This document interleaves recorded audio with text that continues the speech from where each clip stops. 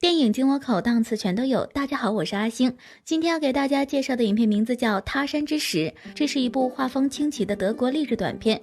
故事一开始，一座小山搬到了一片新土地，他刚想开始享受新生活时，却发现自己身边竟然还有3座大山。大山们还没等小山介绍自己，就先给他来了个下马威。第一座大山张开口就吐出了石油，看得小山目瞪口呆。随后第2座大山也开始展示，他更厉害，直接吐出了金币。这时第3座大山不服气了，有钱又怎样？说罢便张开嘴吐出了岩浆。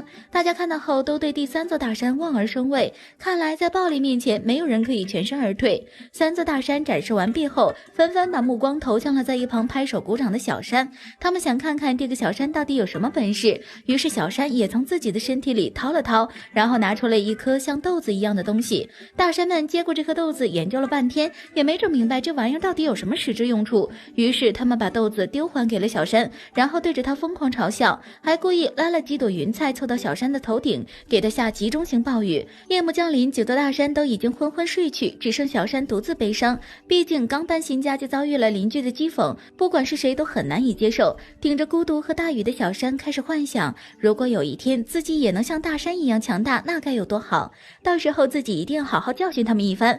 正想着呢，他突然记起白天那颗被丢掉的豆子，便轻轻地将它捡了起来，仔细地端详了许久后，又把它吞回了自己的身体里。第2天雨停了，小山本想把豆子拿出来再瞅瞅，这时却发生了奇怪的事情。他用力地抓了半天，并没有找到豆子，反而是抓出来了一堆树苗。再一转身，又发现之前的3座大山竟然都被无数小豆子给掩埋了。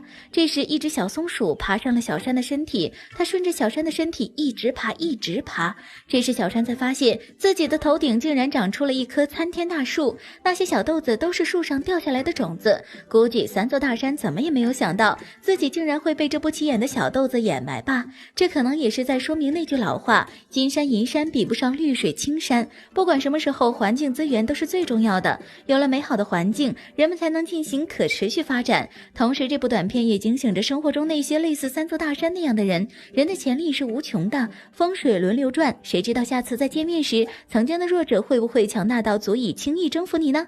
好了，以上就是本期阿星谈电影，下期节目同样精彩，小伙伴们千万不要错过哦。